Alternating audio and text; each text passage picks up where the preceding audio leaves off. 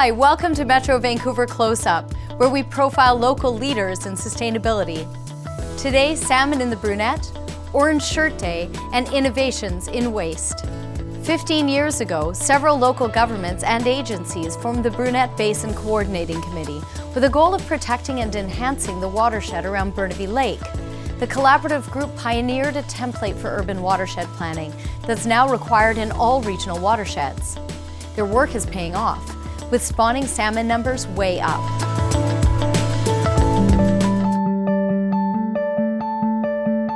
The salmon are running, which is an exciting time every year.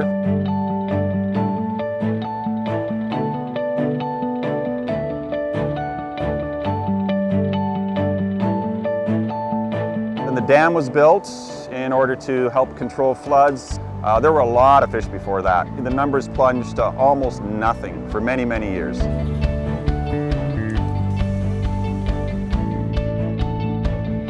So we're making it more and more similar to what the system was like before all of those changes were made.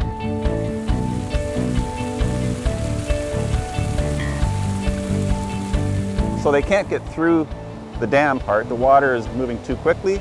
So they make their way up the fish ladder. You can see we've got rock clusters there, so there's nice easy pools for them to step up.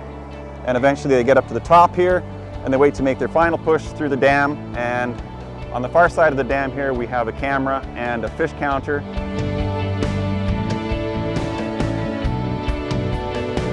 But everyone works together really well, and that's something I've noticed over the past 20 years that I've been working on this, is just the quality of the people and the commitment they have to the environment and to fish.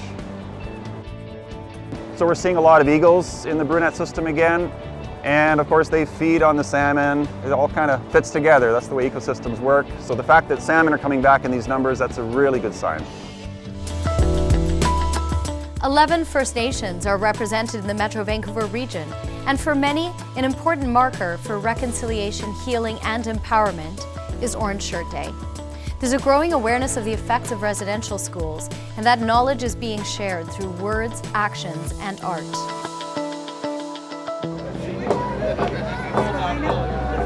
These people are preparing to go on a walk that is only a few blocks long through East Vancouver. But in fact, it is part of a much longer road.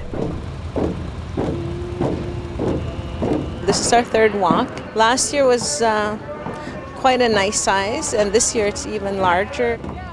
Today we are here celebrating and honoring survivors and those that didn't return home as well.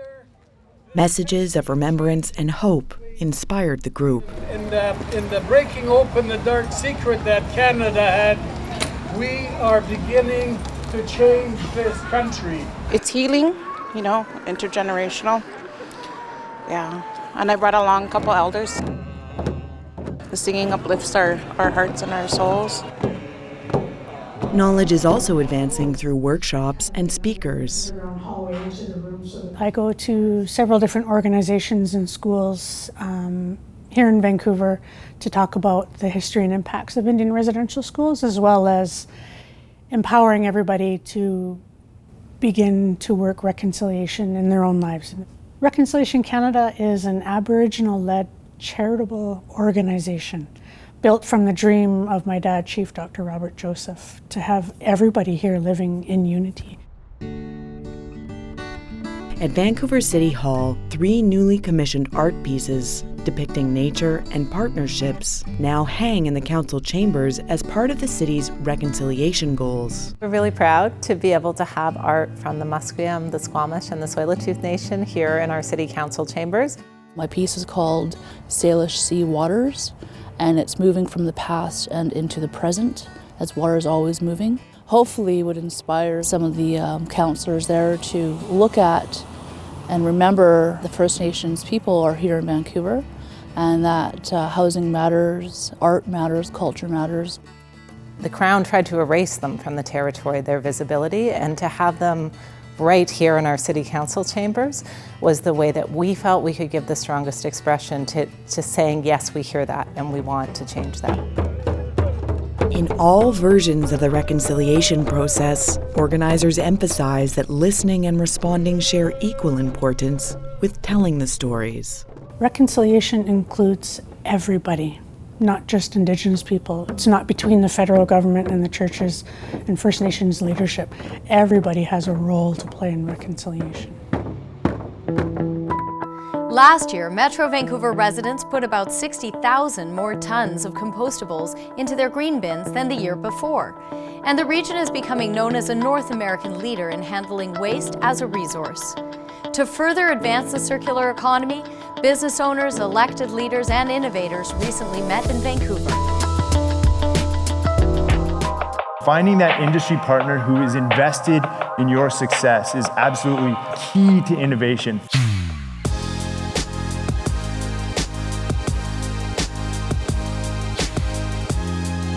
These kind of sessions are important because they bring all these people together. I'm hearing lots of interesting ideas. Global presenters and attendees came from across North America.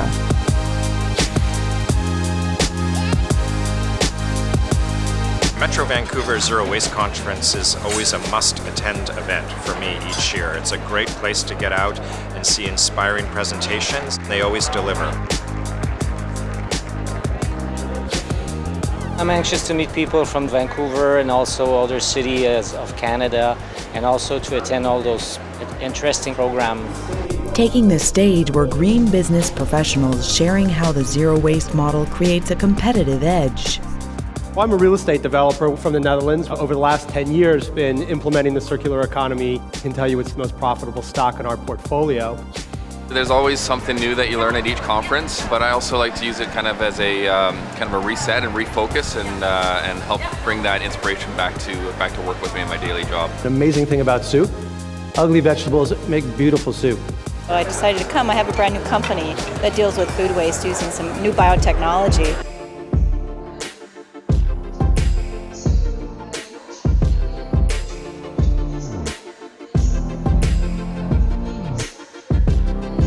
Designers are moving from the shape of things towards the behavior and the material composition.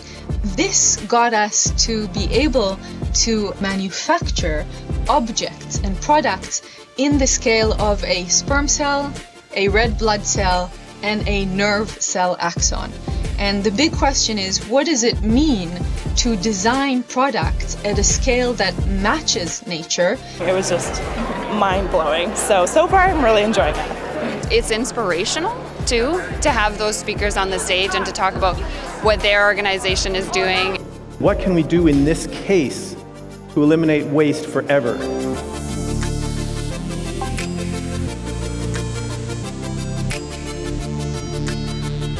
Missed this one? Plan to attend the next Zero Waste Conference.